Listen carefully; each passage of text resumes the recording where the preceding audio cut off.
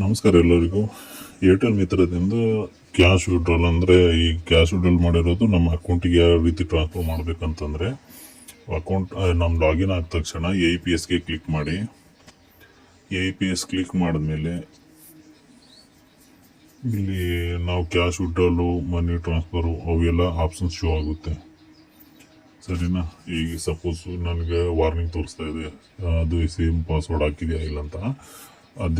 ಅದೇ ರೀತಿ ನೀವು ಪಾಸ್ವರ್ಡ್ ಕರೆಕ್ಟಾಗಿ ಹಾಕಿ ಲಾಗಿನ್ ಮಾಡಿ. ಆಮೇಲೆ APSಗೆ ಕ್ಲಿಕ್ ಆಗಿರುತ್ತೆ. ಮೇ ಬಿ ನಾನು ಸ್ವಲ್ಪ ನೆಟ್ವರ್ಕ್ ಸ್ಲೋ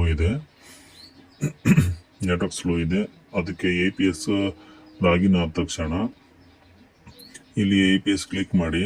ಆಮೇಲೆ ಕ್ಯಾಶ್ ವಿಡ್ರಾಲು, ಮನಿ ಟ್ರಾನ್ಸ್ಫರು ಆ ರೀತಿ ಆಪ್ಷನ್ಸ್ ಶೋ ಆಗುತ್ತೆ. ಸರಿನಾ? ಅದ್ರ ಕೆಳಗಡೆ ಮೂವ್ ಟು ಬ್ಯಾಂಕ್ ಇದೆ, ಅದನ್ನು ಕ್ಲಿಕ್ ಮಾಡಿ. ಅದನ್ನು ಕ್ಲಿಕ್ ಮಾಡಿದ ತಕ್ಷಣ ನಿಮಗೆ ವಾಲೆಟಲ್ಲಿರೋದು ದುಡ್ಡು ಕಾಣಿಸುತ್ತೆ. ಅಲ್ಲಿ ಎಂಟ್ರ್ ಮಾಡಿದ ತಕ್ಷಣ ಸಬ್ಮಿಟ್ ಮಾಡಿದರೆ ಸಾಕು.